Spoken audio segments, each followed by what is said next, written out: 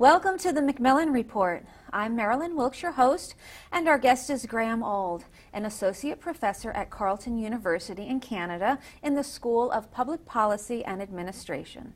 Professor Auld is here at Yale University as a visiting associate professor of Canadian Studies and Political Science.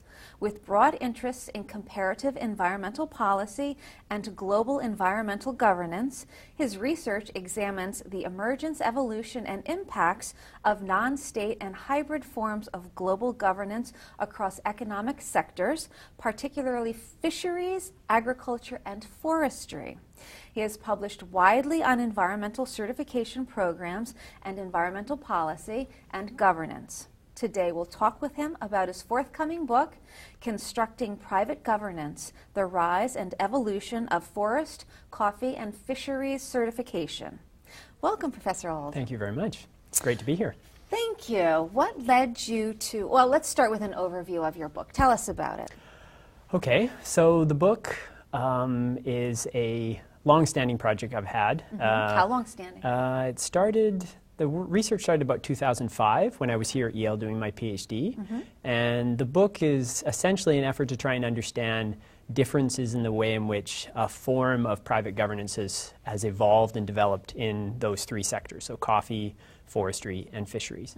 And I was particularly interested in some differences that had emerged across those three sectors. Having done a lot of work on the forest sector before with a faculty member here at Yale, Ben Kishore.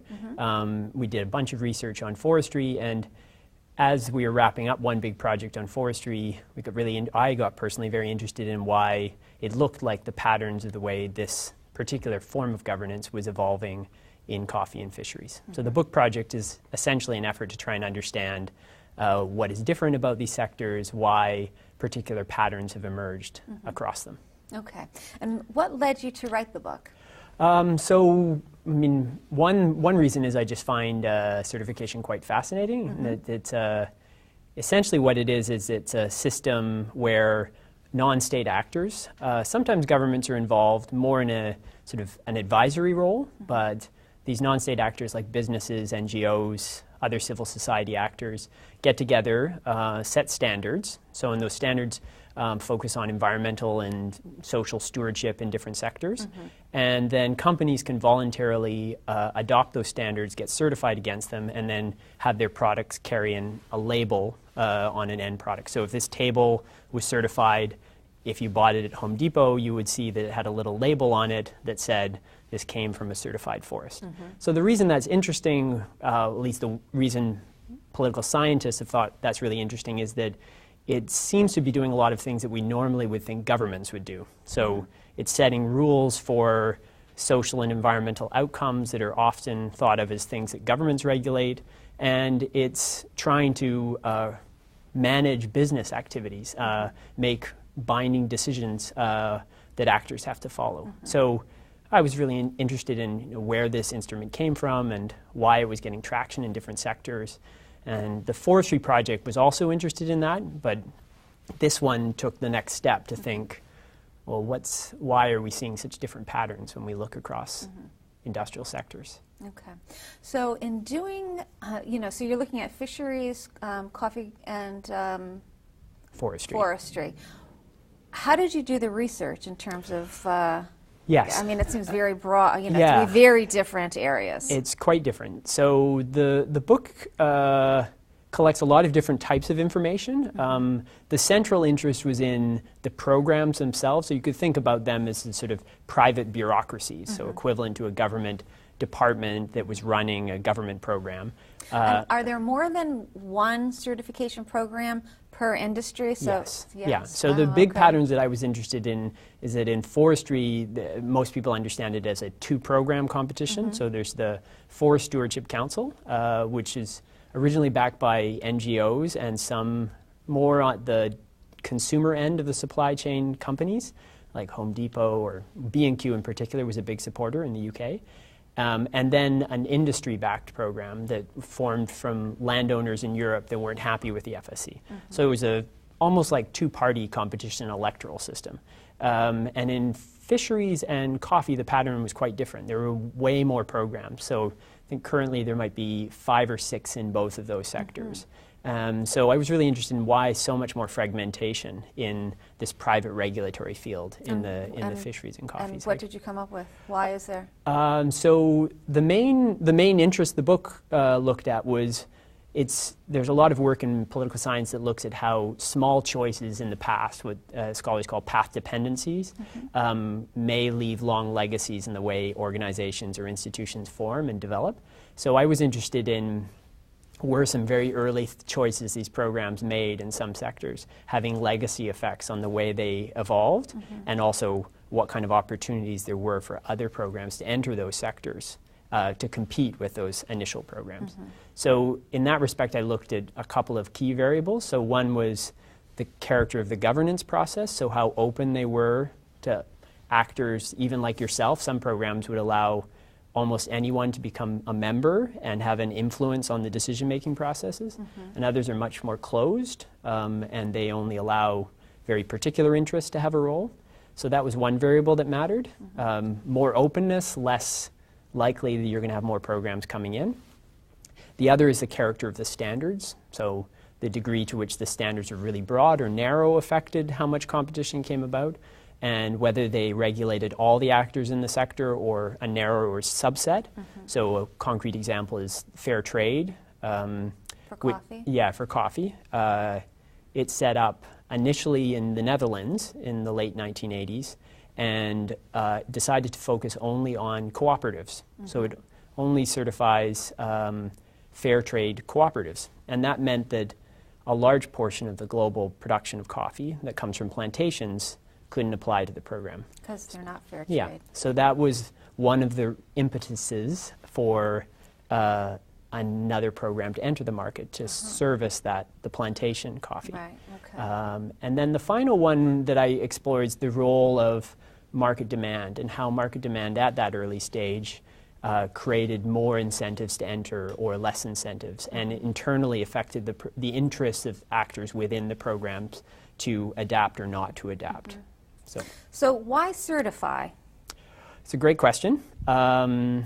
So that is one of the key challenges these programs face, and that's partly why a lot of people are interested in them, is that in the case of government, when governments set rules, governments can sanction people if they don't adhere to them. Right. So you can get fined if you don't pay your taxes, or if you really are a bad actor, you can get thrown in jail. So you can't do that with certification. So the main mechanism for sanctioning, essentially, is demand in the marketplace. So consumers, do you mean? The end users, or do you mean something else? Yeah, so consumers play some role in some of the programs. So for Because instance, I would imagine some people would like, with fair trade coffee, for instance, some people would, I only drink fair trade coffee, nothing else, Exactly. or something like that. yeah, so there's some of the labels that are much more well-known by end consumers. So organics are more well-known. Fair trade, it has quite a large consumer, high levels of consumer awareness. But even when people are aware, there is often slippage between what they say they will do and what they actually do. So this is what behavioral economists or economists in general talk about, the difference between willingness to pay. When you ask someone, will you pay a premium for this environmentally or socially friendly product? A lot of people say, yes, sure, I'll pay 5% more. But then when they're actually at Starbucks or at a store and they're faced with the trade-off, they will often opt for the cheaper option. So given that dynamic, which is more pronounced in some sectors, the main driver has been basically corporate social responsibility commitments of very reputationally sensitive companies nearer to the end consumer. So it's the big buyers of products. Sometimes they're adopting them because they've developed an internal strategy that they think that it makes sense to try and become a more corporate socially a responsible company, and that gives them some advantage in the marketplace. Other times they've been named and shamed by NGO campaigns. So a lot of the pressure on these supply chains is targeted at those very sensitive, points in the supply chain. So a recent example of this that was just in the media today is Lego is currently being targeted by Greenpeace because Lego is affiliated with Shell, or it gets sources for its plastics from Shell. So the strategy is to target the very reputationally sensitive company to try and get leverage on the company that's less reputationally sensitive in that consumer market. So that dynamic has played a critical role in creating a lot more demand for these certification programs. So the book traces that, how that's differed in different sectors, the consequences for the uptake of different programs. So certification is relatively new, yes? Yes, and it's expanded considerably. When I started the project, forestry was a pretty big thing. Before that, organics were sort of the oldest standing type of certification. Before that, kosher foods is an example of this. Really, really early in the 20th century, kosher certification formed. Fair trade is sort of another early starter. But now there's programs for biofuels, for all kinds of agricultural products, textiles, apparel. So it's growing exponentially. Yeah, it's growing considerably. Who monitors the certification process? Yeah. I mean, how do we know people are, companies are doing what they really say they're doing? Or that's a great question too. Yeah. So the general structure of these programs is, as I sort of highlighted, one is they have a label or logo on the end product. They have a standard. Then they have a governance system that sets rules, and then a monitoring process. And the monitoring process is usually independent certifiers. Okay, so it's outside of the company that's being certified. Exactly, and it's even sometimes outside of the standard setter. So Fair Trade is not a bit of an exception, but Fair Trade International has a standard setting part of its work, but then it also has a separate organization, it's kind of at arm's length, called FlowCert, which does all the certifications of farms that are certified against Flow's operations, or its standards, fair trade standards.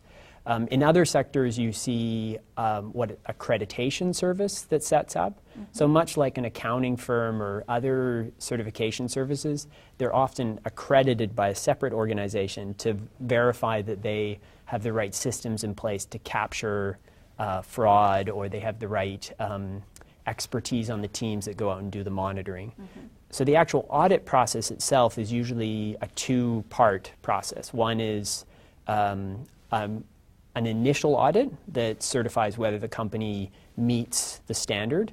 Sometimes there's correction requests that say that you haven't met this, so you need to do this before you get the certificate. Sometimes they're ongoing requests. Sort of, as long as you can do some stuff to deal with these issues over the first 5 years of the certificate, you can have the certificate. And so there will be an initial audit and then a surveillance audit every year until a reassessment occurs 5 years later. So that's a pretty important mechanism for ensuring that the companies that are actually certified are meeting the, complying. What happens? Have there been any instances where people who say that companies have certification and then the auditors find out that no, in fact, they're doing something wrong? And are there any fines, or what's the penalty for noncompliance? Yeah, so there have been instances where companies have had their certifications revoked. It usually, as I said before, there's no ability really for the organizations to fine them. So the mechanism is usually that if they have a contract with, say, if they're a forest products producer, they have a contract with Home Depot, and that contract specifies that they're supplying Home Depot with certified product.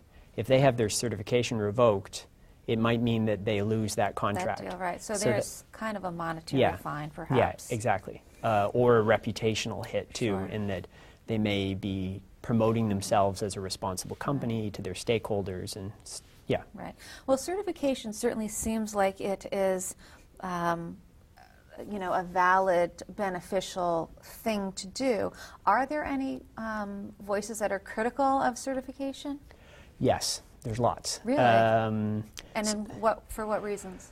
A number of different aspects. One is just the big picture question of whether they're actually doing anything in terms of impacts. So a lot of these programs came about to try and address very specific problems, so improve management of forests or helping poorer farmers get more for the value out of their farm goods. And so on those kind of questions, there have been a lot of critical analyses. The picture is often mixed. There have been certainly places where improvements have been made. Generally, generally the programs have been shown to make some inroads on problems for those operations that get certified. But there is this problem that it's voluntary. And because it's voluntary, you have this potential that certification is only being available for those that are already operating reasonably close to the standard. So it gives them an advantage and it disadvantages those that are not close to the standard. So if you're really concerned about the big picture problems, you may not actually be improving forest management in general, or you may not be improving agricultural practices in general. You may be improving on the margin some things on particular forests, particular operations. So that landscape level question is a difficult one for these programs to resolve. It's not to say that governments have been particularly good at some of those questions themselves, but it's not an imperfect system. And there's a lot of research now that looks at, well, how do we learn from what we've done so far and what could be improved with the system? Other challenges are equity issues. So one of the problems with audits is they have a built-in disadvantage for smaller operators. So audits are very expensive, so bigger companies can spread the costs out over a larger operation, so bring down the per unit cost of an audit. So if you're a very small company, you have to face that fixed cost of the audit for your small operation. So that also can serve as a barrier to entry for smaller operators. So there have been a lot of efforts to try and overcome those kind of problems with the system, like group certification or lower levels of certification for these smaller operators.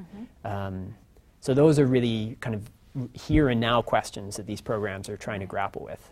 So what do you think the future of certification holds? Do you think it will continue to grow? Yes. I would say that it seems like it's an instrument that continues to have a lot of actors are interested in seeing how far it can go, I guess the question is. On one hand, there have been some people who say it can't solve some problems and we should sort of abandon it and move on to other things. Others are a little bit more in the middle and say we may not have seen its full potential. We have to sort of see how it institutionalizes, and once it's fully institutionalized, maybe we'll have a better handle on how far it can go. And then others are quite rah, and that this is going to save the world. Less so now. I think that was earlier. There was a lot of that. But there's a lot of very large companies that have made very big commitments to include certified sources in their products. So Unilever has been a long leader in this space, and they have a very bold commitment to have all of their palm oil supplies certified and traceable, so segmented supplies by 2020. And they're at about 4% right now. So they have 6 years to get to 100%. So the question of corporate commitments and how these companies see environmental and social performance as a component of their business strategy, I think will be a really important determinant of where these things go in the future. And also government, how government sees them and how government interfaces them with them, both in domestic context but also internationally. So lots of questions about those barriers to trade issue that come from these systems, the inequitable access, especially for some developing country farmers. So those are big, challenging questions. And then I guess, right now the EU is exploring a lot of different ways to interact with certification programs. So I think there's some interesting lessons from that space that could come for the future. And I guess the final thing I'd say in terms of future that's sort of interesting and potentially challenging is, so just like governments, the US, in order to operate, has to raise revenue, has to tax, right? So these don't have taxing power. So they have to generate revenue as organizations in order to sustain themselves. So how do they do that? Where are the sources of revenue that are sustainable for these organizations in the future? Right now, a lot of money comes from government development agencies, or U.S. foundations are very heavily involved in supporting. Some programs have more money from licensing fees for their labels. So that will be a big question too, how that plays out. Okay, very interesting. Thank you for being here with us today. You're welcome. It was a pleasure. Thank you. Yeah. For more information about Professor Auld, please visit our website at yale.edu/MacMillan Report. Be sure to join us again for another episode of the MacMillan Report, made possible through funding from the Whitney and Betty MacMillan Center for International and Area Studies at Yale.